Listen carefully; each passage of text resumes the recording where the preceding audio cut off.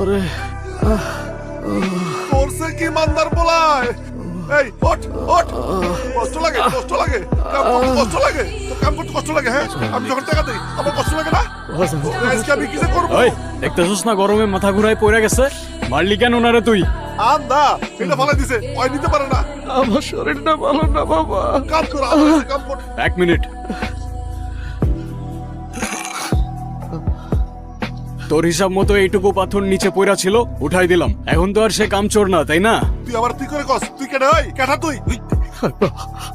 থাপ্পড়টা উনারে মারছিলি, শোধটা আমি নিলাম, হিসাব ক্লিয়ার।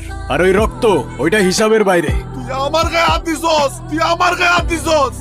তোরে আমি দেখে গেলাম তোরে। দেখিস যা।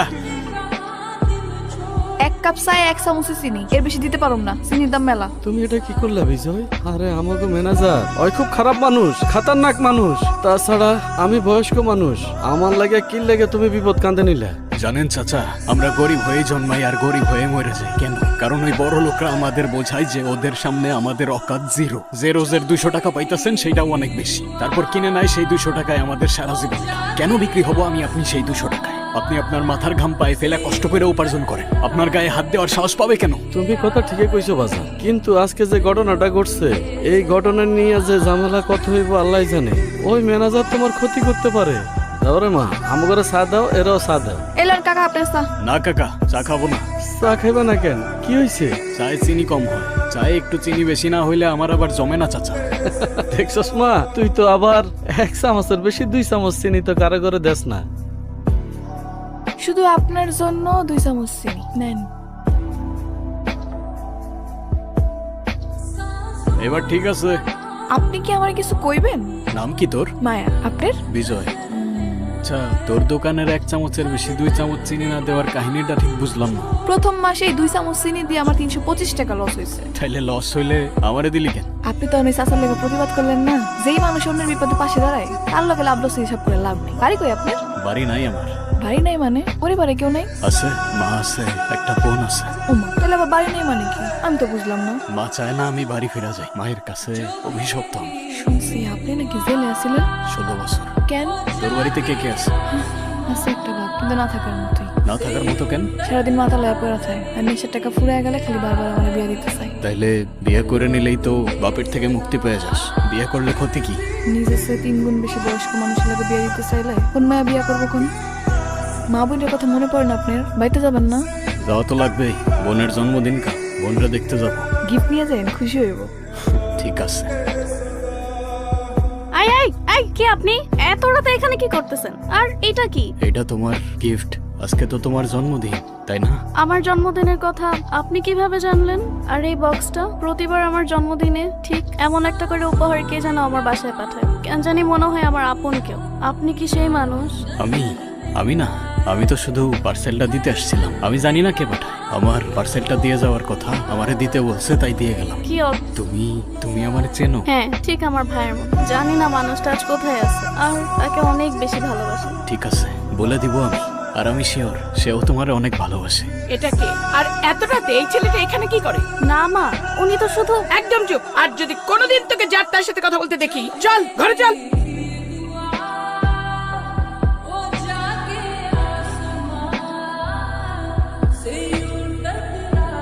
এই নাটকের পোলা যেদিন থেকে এই গদিতে আইছে, ওই দিন থেকে এই গদি যত নিয়ম কানুন আছে না, সব লাটে উঠছে। চুরি করে এই বুইরা, আর ছেলেটা দেখে জানেন এই পোলা। কিরে কি কইতাছে? না তো উনি কাম চুরি করছে, আর না তো আমি শেল্টার দিছি। যতগুলো অভিযোগ দিছে সব মিথ্যা আর বানোয়াট। সত্যি কথা হইতেছে, চাচার বয়স হয়েছে, কাজ করতে গিয়া রোদের মধ্যে মাথা ঘুরায় পড়ে গেছিল। সেই জন্য উনি চাচারে মারছে, আর বিনিময়ে আমি ওরে মারছি। সব হিসাব তো ক্লিয়ার হয়ে গেছে, এখানে বিচার বসার তো কোনো মানে দেখি না আমি। এই হ্যাঁ, তোর মালিক হইব তোর বাপের। আমার মালিক এক আল্লাহ, দ্বিতীয় কোনো মালিক এই জমিনে পয়দা হয় নাই আর হবে না। এই রংবাজি করস, তোর কলিজা কত বড় রে? ভাইজান আর হই আমি আপনার কাছে মাপ চাইতেছি। ওই ছোট মানুষ ভুল করে বলাইছে, আরে মাফ করে দেন ভাইজান, মাফ করে দেন। এই আজকে তোরেই মারমু। ভাইজান ওর কোনো দোষ নাই। সোহান ভাই, বাহ, আমারে মারবি তুই? কলিজা তোর কম না? আমার গতিতে দাঁড়ায় তুই আমার দিকে বন্দুক তাক করস? সোহান ভাই, চাচার কোনো দোষ নাই। আপনি পিস্তলটা নামান, আমি কিছু করবো না। তুই কিছু করবি না? আমার গতিতে দাঁড়াইয়া আমার দিকে পিস্তল উঠাস? ওরে আমি ভয় পাইছি এই পোলা বলে আমার মাইরা ফালাইবো। সোহান ভাই আবারও বলতেছি, পিস্তলটা নামান। আপনি পিস্তল নামান, চাচার কোনো দোষ নাই। কোনো দোষ নাই, আমারে মারবি? চালাগুলি সাহস থাকলে টিকার চাপ, আমি ওরে মাইরা ফালাই।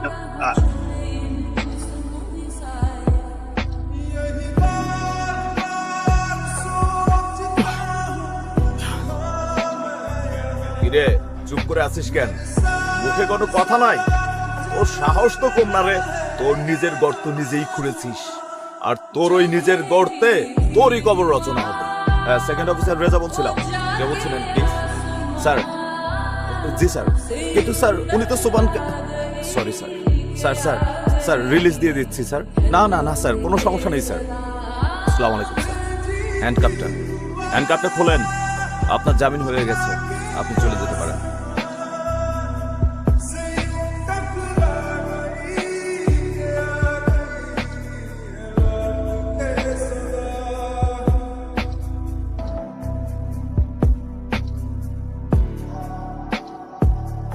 আমার দিকে বন্ধুত্বের হাত বাড়ানোর কারণ?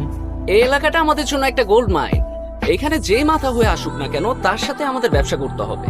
আমরা ব্যবসায়ী মানুষ বিজয়, ব্যবসায় আমাদের কাছে ফার্স্ট প্রায়োরিটি। আমার জামিন আপনারা করাইছেন কেন? আমি তো আপনাদের হয়ে কাজ করি না। আমরা আসছি আপনার সাথে অংশীদার করতে। এলাকায় সোবানা লাইনটা এখনো আছে, কিন্তু মাথাটা নাই। এখন আপনি হচ্ছেন সেই মাথা। আপনি শুধু এই ট্রাকের দিবেন আপনি আমারে। যেদিন থেকে ট্রিগারে আমার হাত, সেদিন থেকে এই কারখানার কন্ট্রোল আমার হাতে। আপনার রুট ক্লিয়ার থাকবে, কিন্তু একটা কথা, কালকে থেকে আমার শ্রমিকদের বেতন হবে দ্বিগুণ, তাই রেটটা একটু বেশি লাগবে। ডিল ডান।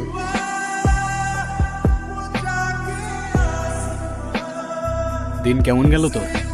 কিরে কি হয়েছে? কথা বলতেছিস না কেন? আপনি এনে কেন আইছেন? এলাকায় সবাই কইতেছে আপনি নাকি এখন নতুন রংবাজ। সোবানরে মায়েরা এখন নিজে মালিক হইছেন। সবাই আপনার লগে কথা কইতে ভয় পায়, তাকাইতে ভয় পায়। দূরে থাকা আমার থেকে, সবাই তো তাই থাকে। 16 বছর জেলে থাকার পর ভাবছিলাম বাইরের পৃথিবীটা আমার জন্য অপেক্ষা করতেছে, কিন্তু বের হয়ে দেখলাম শালা এই দুনিয়া তো সেই দুনিয়ার থেকেও নিষ্ঠুর। এখানে হয় শিকার হইতে হয়, নয় শিকারী। আর শিকারী আমি নিজের ইচ্ছায় হই নাই মায়া।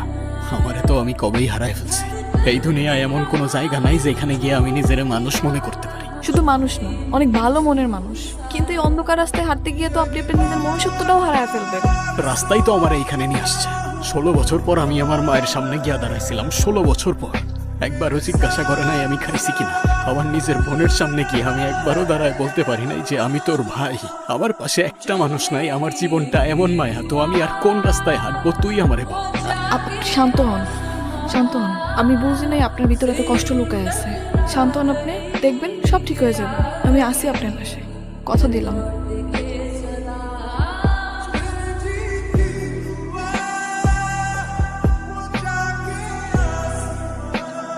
কিরে তুই আমার এখানে নিয়ে আসলি কেন? আমার কত কাজ রয়েছে। কিরে আমার কথা শোনস না তুই? এমনি হাসতেছস কেন? এত কথা কয়ে না, একটু চুপ করে দাঁড়ান। একটা কাজ আছে। হ্যাঁ? ওই যে এসে পড়ছে। আরে ও এখানে? তাড়াতাড়ি চলো, ও দেখা ফেলবে আমার।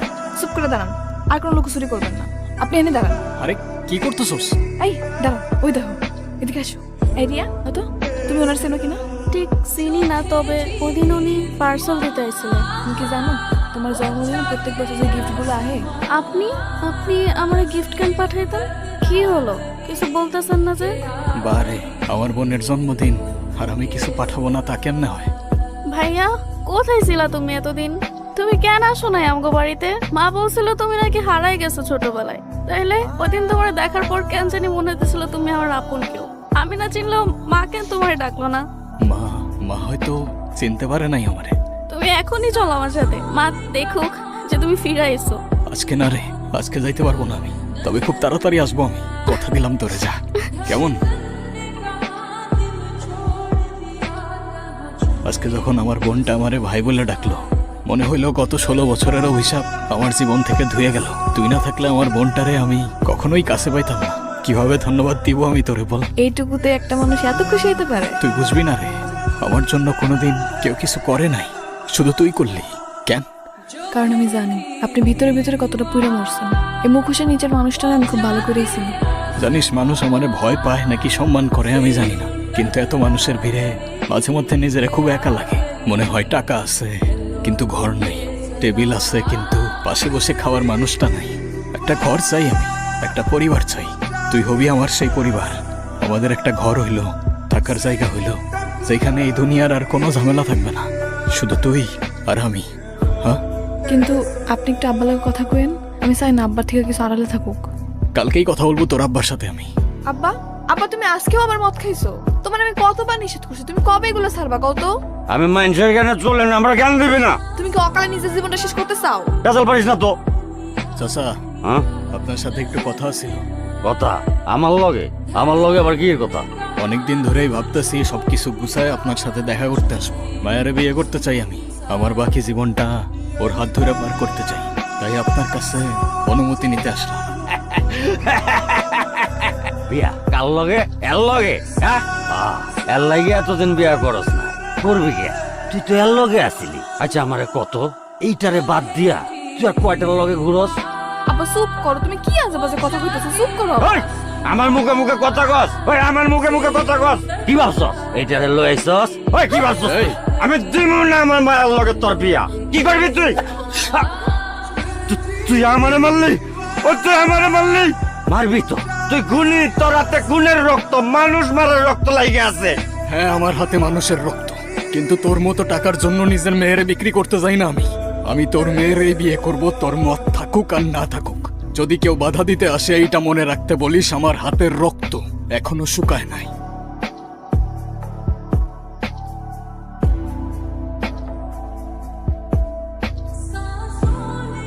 আব্বা, আব্বা, আব্বা কি হইছে তোমার?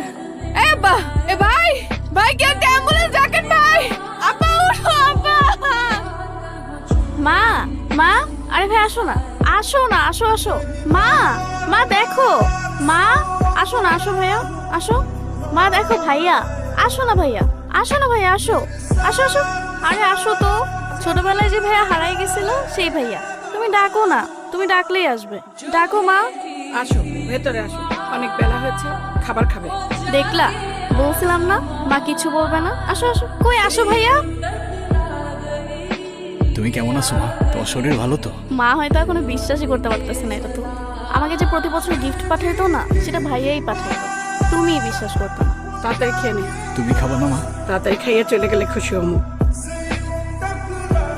কি বলতেছো মা এগুলা? ভাইয়া চলে যাবে কেন? নিজের জীবন নষ্ট কইরা এখন ওর জীবনের পিছনে লাগলি? তুমি এগুলা কি বলতেছো মা?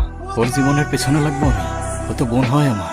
এত বছর পর আইছিস, এই নতুন নাটক তোরে কে সাজাইতে বলছে? রিয়ারে আমি তোর এই অন্ধকার ছায়া থেকে এতদিন যাবত দূরে রাখছিস। কে বলছিল তোরে অরে তোর পরিচয় দিতে? মা এগুলা তুমি কি বলতেছো? ওর জীবন নষ্ট করতে আসছি আমি? ভালোই বলছো তুমি মা, আমি বুঝতে পারি নাই আমার ফেরাটা তোমার জন্য এতটা যন্ত্রণার কারণ হবে। আমার কপালটাই হয়তো এরকম, তোমার হাতের খাবারটুকু খাওয়ার ভাগ্যটাও আমার নাই। মায়া, এটা কেন হইলো? হ্যাঁ, আমারে তো জানাইলি না কিছু তুই। আমি একটু আগেই শুনলাম তোর বাবার কি কোনো শত্রু ছিল? শত্রুতা না থাকলে তোর খুন হয় না, আবার মাঝে মাঝে শত্রু চেনাও যায় না। মানে বুঝলাম না, কি বলতেছস তুই? কালকে রাতে আপনি কই আছিলেন? আমি আর কই থাকবো, কারখানায় ছিলাম। কেন তুই এমনি জিজ্ঞাসা করতেছস কেন আমারে? কারণ মানুষ যখন সত্যি কথা কয় তখন চোখে চোখ রেখা কথা কয়। এ মায়া, মাথা ঠিক আছে তোর? কি উল্টাপাল্টা কথা বলতেছস তুই? হ্যালো, এখন কই যেতেছেন? এখন পালায়া কই যাইবেন? কত দূর যাইবেন পালায়া? উল্টাপাল্টা বলিস না। বাপুরে কারা যেন মাইরা ফালাই রাখছে। কেউ একজন আমাদের নিয়ে গেম খেলতেছে মায়া। আমারে ফ্রেম করার জন্য তোর বাবারে সরাই দিছে। আমার উপরে বিশ্বাস রাখ মায়া, বিশ্বাস রাখ আমার উপর। বিজয়, তুমি কি বুঝতে পারছো এই মুহূর্তে তুমি কোথায় বসে আছো? শহরের শান্তি নষ্ট হচ্ছে, ওপেন ফায়ারিং হচ্ছে, মার্ডার হচ্ছে। এগুলো দেখেও আমরা না দেখার ভান করে থাকবো? শান্তি? যখন আমার ভাইয়ের লাশ নদীতে ভাসতেছিল তখন কোথায় ছিল আপনার শান্তি? তাই বলে তো আইন তুমি নিজের হাতে তুলে নিতে পারো না। সেই আইন তো আপনারা ড্রয়ারের ভেতরে তালা দিয়ে রাখছেন, আর আমি সেই তালা ভাঙতেছি। আমাদের উপর কারা অ্যাটাক করতেছে সেটা খুঁজে বের করেন। বেশি কিছু লাগবে না, শুধু নামটা দেন, বাকিটা আমি সামলাই নিব। আমাকে হুমকি দিচ্ছ? আমার থানায় বসে আমাকে হুমকি? জাস্ট জানিয়ে দিচ্ছি আপনাকে, আপনারা যদি আমার ছেলেদেরকে রক্ষা করতে না পারেন তাহলে দেখেন, আপনাদের মাথা ব্যথা অনেক সামলাইছি আমি, এবার আপনাদের পালা। স্যার, বাসার কারখানা ঢুকেছে, ওরা এখন কারখানায় ঢুকে এলো পাতারি গুলি চালাচ্ছে। বিজয়, তুমি যায় না, আমি বিষয়টা দেখতেছি। স্যার, আপনারা শুধু কাগজে কলমে অপরাধীদের নাম লেখেন, আমি নাম লিখি না। তাই আপনার ওই খাতা বন্ধ রাখেন, কারণ আজকের হিসাবটা আর কলমের কালিতে না, রক্ত দিয়ে হবে।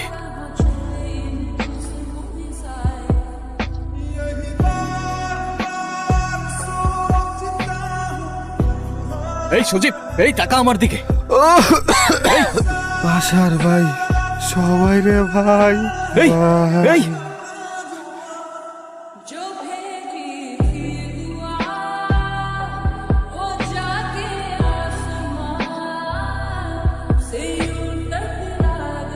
এই, এই দাঁড়া, চার্লি অনলাইন, গাড়িটা পাঠান এখানে, হ্যাঁ কুইক। মায়া, তুই এখানে আসছস কেন? তুই যা, তুই কোনো চিন্তা করিস না, আমি তাড়াতাড়ি চলে আসবো, সব ঠিক হয়ে যাবে।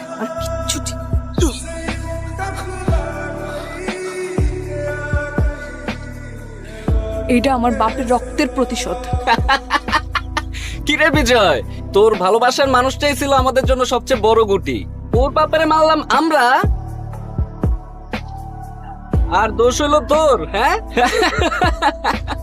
তোর কি মনে হয় তোর লোক একে একে মারলাম, ইনফরমেশন কে দিছে? ও, আমার ব্যাপারে তুই মাইরা দিছস, আর তোরা আমি এত সহজে ছাইরা দিমু? হ্যাঁ, তোর ভাগ্য দেখ বিজয়, যারে এত ভালোবাসলি তারাতেই তোরে শেষ হইতে হইলো। মজা পাইছে রে, মজা পাইছে।